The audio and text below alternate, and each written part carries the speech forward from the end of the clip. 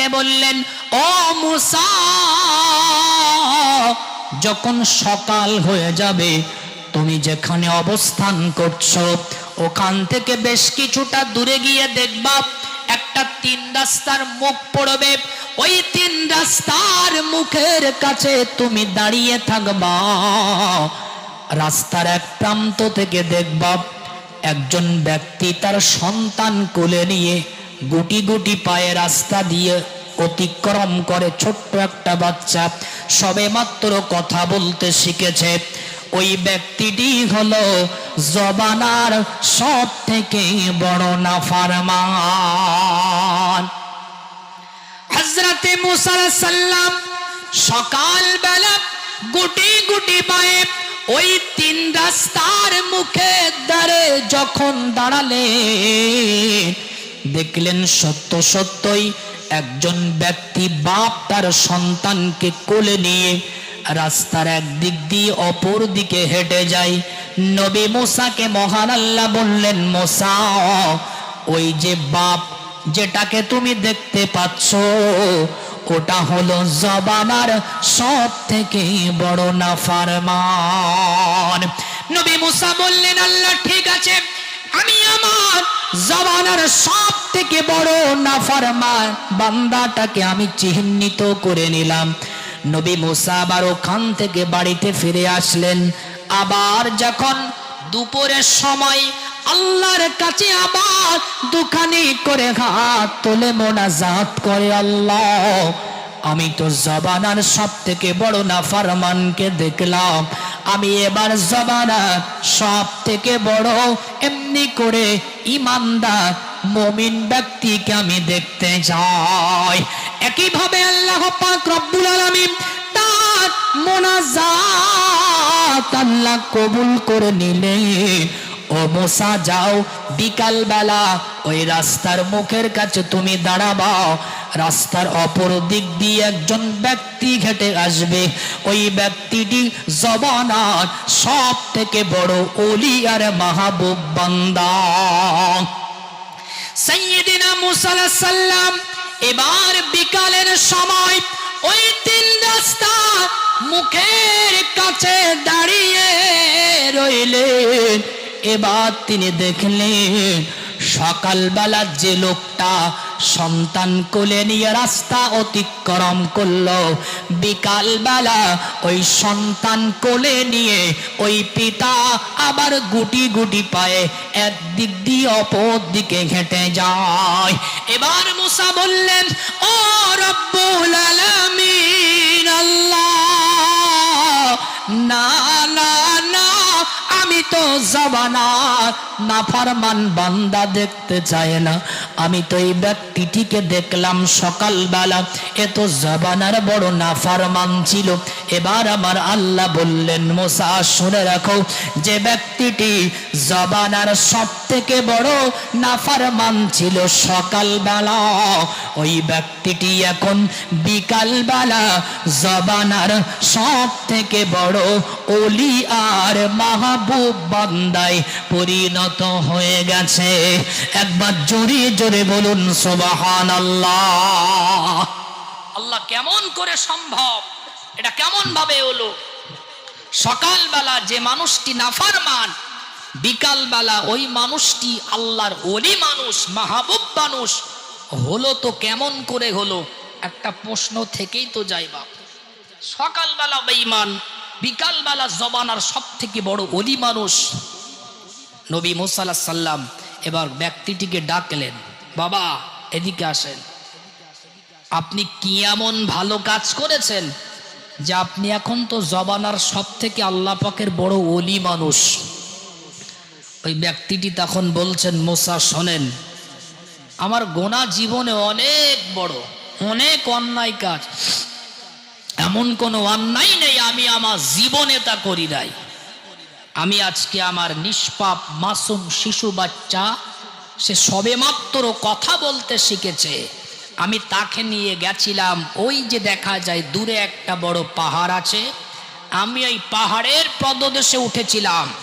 ওঠার পরে ওখানে আমার সন্তান আমাকে প্রশ্ন করলো, বাবা, আমি আপনার কাছে কিছু প্রশ্ন করতে চাই। জি বলো বাবা।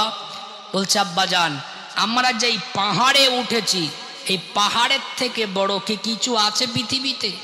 বাপ বললেন, বাবা এই পাহাড়ের থেকে বড় এই সমুদ্র। ছোট্ট বাচ্চাটা আবার প্রশ্ন করলেন, বাবা এই সমুদ্রের থেকে বড় কি আর কিছু আছে? জি আব্বাজান আছে। কি আছে? বলছে সমুদ্রের থেকে বড় এই আসমানটা। আব্বা আসমানের থেকে বড় কি কিছু আর আছে? বলছে হ্যাঁ বাবা। বলছে কি? বলছে ওটা হলো তোমার আব্বা জানের গোনা, যেটা আসমানের থেকেও বড়। বলছে আব্বা আপনার গোনার থেকে বড় আর কি কিছু আছে? বলছে আমার গোনার থেকে বড় কিছু আছে কিনা জানি না, কিন্তু আমি আলেমদের মুখ থেকে শুনেছি তার থেকে আল্লাহর দয়া নাকি অনেক বেশি, অনেক বেশি। একবার জোরে বলুন সুবহানাল্লাহ। আমি তখন কি করলাম? ওই পিতা বলছে, আমি আল্লাহর কাছে হাত তুললাম সে সময়, আর আমার ছোট্ট নিষ্পাপ শিশু বাচ্চাটাকে বললাম, মনা আমার তো জবানটা নাপাক, আমি আল্লাহর কাছে আমার গুনাহের জন্য ক্ষমা চাইবো, আর তুমি তোমার পবিত্র জবান দিয়ে বলবা আমিন। অন্তত আল্লাহ আমার জবানের গুনাহ আল্লাহ যদি ফিরিয়েও দেয়, অন্তত তুমি নিষ্পাপ পবিত্র জবানের আমিন বলাটা কবুল করে আল্লাহ হলেও আমাকে ক্ষমা করে দিবেন। আমি দোয়া চেয়েছিলাম, আর আমার ছোট্ট নিষ্পাপ বাচ্চাটা সে আমিন আমিন করেছিল। আল্লাহ তার আমিন বলাটা কবুল করে আমাকে একেবারের মতন ক্ষমা করে জবানার সব থেকে বড় ওলি বানিয়ে দিয়েছেন। একবার জোরে বলুন না সুবহানাল্লাহ। এখান থেকে একটা জিনিস শিক্ষা আছে, বাড়িতে যাদের ছোট্ট বাচ্চা আছে, যাদের এখনো গোনা খাতা লেখা হয় নাই, আমরা বাড়িতে নামাজ পড়বো, গভীর রজনীতে ছোট্ট বাচ্চাটাকে পাশে বসিয়ে নিব, বসিয়ে নিয়ে তাদেরকে বলবো, মনা আমি আল্লাহর কাছে চাই, আর তুমি মাঝে মাঝে একটু আমিন বলো। আমার অপবিত্র জবানের কথা আল্লাহ যদি কবুল না করে, অন্তত তুমি নিষ্পাপ মাসুম, তোমার জবানের আমিনটাকে আল্লাহ কবুল করে আমাকে ক্ষমা করে দিতে পারেন। জোরে বলুন সুবহানাল্লাহ। আমরা যে পৃথিবীতে বসবাস করি, ওলামারা বলেছেন যে গোনা মূলত হয় দুই প্রকার। কত প্রকার? দুই প্রকার। একটা হলো বাহ্যিক অঙ্গ প্রত্যঙ্গের গোনা, আর একটা হলো অন্তরের গোনা। বাপ অন্তরের গোনা বলতে হিংসা, অহংকার, প্রভৃতি ইত্যাদি ইত্যাদি। আর অঙ্গ প্রত্যঙ্গের গোনা বলতে হাতের গোনা, পায়ের গোনা, চোখের গোনা ইত্যাদি ইত্যাদি, এগুলো হলো অঙ্গ প্রত্যঙ্গের গোনা। তাহলে গোনা কয় প্রকার বললাম? দুই প্রকার। একটা হলো বাহ্যিক অঙ্গ প্রত্যঙ্গের গোনা, একটা হলো অন্তরের গোনা।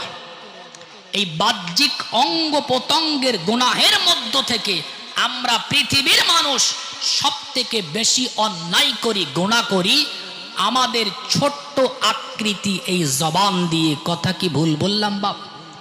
এর আকৃতি ছোট, কিন্তু এর কর্মফল অনেকটাই বড়। উদাহরণ, পৃথিবীর কোনো বেঈমান, পৃথিবীর কোনো মুশরিক, পৃথিবীর কোনো কাফের যদি, কোনো অমুসলিম যদি তার এই ছোট্ট আকৃতি জবান দিয়ে যদি একটাবার ইমানের কলমা পড়ে নাই, ও মুহূর্তের মধ্যে মুমিন হয়ে যায়। একবার জোরে বলুন সুবহানাল্লাহ। এই জবানের পাওয়ার। আর একটা নামাজি মানুষ, একটা শরিয়াত মাননেওয়ালা মানুষ, ধর্ম পালন করনেওয়ালা মানুষ, তার এই ছোট্ট আকৃতি জবান দিয়ে যদি একটা কুফরি কোনো কথা বলে ফেলে, শিরিক মুক্ত, শিরিকওয়ালা যদি কোনো কথা বলে ফেলে, সঙ্গে সঙ্গে ইমান এবং মুমিন ব্যক্তিটাও সে বড় আবার কাফেরও পরিণত হয়ে যায়, কুফরি করনেওয়ালাদের অন্তর্ভুক্ত হয়ে যায়। তাহলে আকৃতি ছোট আর যার কর্মফল অনেক বড়। নবী বলছেন, পৃথিবীতে যে তার এই জবান আর এই অন্তর, এই দুটো জিনিসের হেফাজত আমি নবী আমাকে দিতে পারবে, আমি নবী তার জন্য জান্নাতের জামিনদার হয়ে গেলাম। একবার জোরে বলুন না সুবহানাল্লাহ। হযরতে লুকমান আলাইহিস সালাতু ওয়াস সালামের নাম আমরা সবাই শুনেছি। কোরআন শরীফে লুকমান আলাইহিস সালাতু ওয়াস সালামের নামকরণ করে আল্লাহ একটা সূরা দিয়েছেন, শুনেছেন না? সূরাতুল লুকমান। তিনি কোনো নবী ছিলেন না, তিনি কোনো রসুল ছিলেন না, তিনি কোনো পয়গম্বর ছিলেন না, কিন্তু আল্লাহ তার নামকরণ করে কোরআন শরীফ একটা সূরা দিয়েছেন। মানে আল্লাহ তাকে অনেক হিকমত দিয়েছিলেন, আল্লাহ তাকে অগাধ জ্ঞান দান করেছিলেন। আমার আল্লাহ লোকমানকে এত মহব্বত করতেন, এত ভালোবাসতেন, কোরআন শরীফের 114টা সূরার মধ্য থেকে আল্লাহ তার নামকরণ করে একটা সূরা নাজিল করে দিলেন। একবার জোরে বলুন না সুবহানাল্লাহ। তাফসীরে তাবারী শরীফের ভিতরে বর্ণনা, হযরত লুকমান হাকিম আলাইহিস সালাতু ওয়াস সালাম তিনি যখন জবানার সব থেকে বড় জ্ঞানী মানুষ নবী দাউদ আলাইহিস সালাতু ওয়াস সালামের জবানার একজন মালিকের গোলাম ছিল লুকমান হাকিম। এমনি করে যারা গোলাম হয় মালিক তাদের একটু টেরা নজরে দেখে না বাপ। গোলাম যারা হয়, দাস যারা হয়, চাকর যারা হয়, মালিক তাদের একটু টেরা নজরে দেখে। এখন দেখছে যে লুকমান আমার গোলাম, আমার দাসের কাছে এলাকার মানুষ, পাড়া প্রতিবেশী, দূরদূরান্ত থেকে বিভিন্ন সমাধানের জন্য আমার গোলামের কাছে মানুষজন আসছে। লুকমান হাকিমের মালিক একদিন লুকমানকে বলছে, বাবা লুকমান, আমি তোমাকে দুটো পরীক্ষা নিতে চাই। কি পরীক্ষা? তোমার কাছে অনেক দূরদূরান্ত থেকে মানুষ সমাধান নিতে আসে, তুমি নাকি মহাপণ্ডিত, তুমি নাকি বড়ই জ্ঞানী, তাহলে আমার দুটি প্রশ্নের উত্তর দিতে হবে। যদি তুমি সঠিক অ্যান্সার করতে পারো বুঝবো তোমার ভিতরে অগাধ জ্ঞান আছে, হিকমত আছে। লুকমান বললেন, আপনি আমাকে যে প্রশ্নই করবেন আমি লুকমান ওই প্রশ্নর পরীক্ষা দিতে রাজি আছি। একবার জোরে বলুন না সুবহানাল্লাহ। হযরত লুকমান হাকিম আলাইহিস সালাতু ওয়াস সালামের মালিক এবার লুকমানকে বললেন, বাবা লুকমান, আমি তোমাকে প্রথম প্রশ্ন করতে চাই। ওই যে দেখা যায় দূরে অনেক ছাগল বাঁধা আছে, ওই ছাগলের গোয়ালে তুমি পৌঁছাও এবং ছাগলের জিহ্বাটা এমনি করে ছাগলের উৎকৃষ্ট দুটো অঙ্গ, ছাগলের ভালো দুটো অঙ্গ আমি তোমার মালিক, তুমি আমার কাছে নিয়ে আসো। এমনি করে লুকমান হাকিম হাসতে হাসতে চলে গেলেন। এটা কোনো ব্যাপার নাকি? ছাগলের ভালো দুটো অঙ্গ নিয়ে আসতে বলেছে। হযরত লুকমান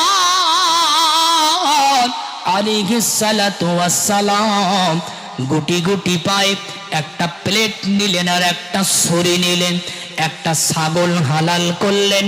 ওই ছাগলটা জবাহ করার পরে ওই ছাগলটা এমনি করে জবান আর অন্তরটা তার মালিকের দরবারে হাজির করলেন। মালিক বললেন, ঠিক আছে। দুই একদিন পার হয়ে যাবার পরে আবার হযরত লুকমান আলাইহিস সালাতু ওয়াস সালামকে ডাক দিয়ে বললেন, বাবা লুকমান, এবার তোমাকে দ্বিতীয় পরীক্ষা দিতে হবে।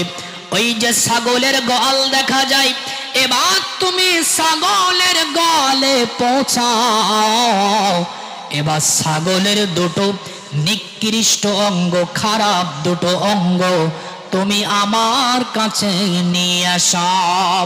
হযরত লুকমান হাকিম আবারও একটা ছাগল জবাহ করলেন। আবারও একই ভাবে ওই ছাগলের জবানটা আর ছাগলের অন্তরটা মালিকের দরবারে হাজির করলেন। জাহাপানা, আপনি যেমনটি বলেছিলেন আমি করেছি। ওই মালিক তখন বললেন, লুকমান, আমি তোমাকে জ্ঞানী ভাবতাম, আমি তোমাকে পাগল ভাবতাম না, কিন্তু তোমার এই কাজকর্ম দেখে আমার মনে হলো তুমি একটা পাগল, তুমি জ্ঞানী মানুষ নাও। মালিক জাহাপানা, আপনি এমন কথা কেন বললেন? হযরত লুকমান বললেন, ও মালিক, আপনি ছাগলের ভালো দুটো অঙ্গ নিয়ে আসতে বললেন, আমি জবানটা অন্তরটা হাজির করলাম। খারাপ দুটো অঙ্গ নিয়ে আসতে বললেন, আমি জবানটা অন্তর নিয়ে আসলাম। এই জন্যই বুঝি আপনি আমাকে পাগল উপাধি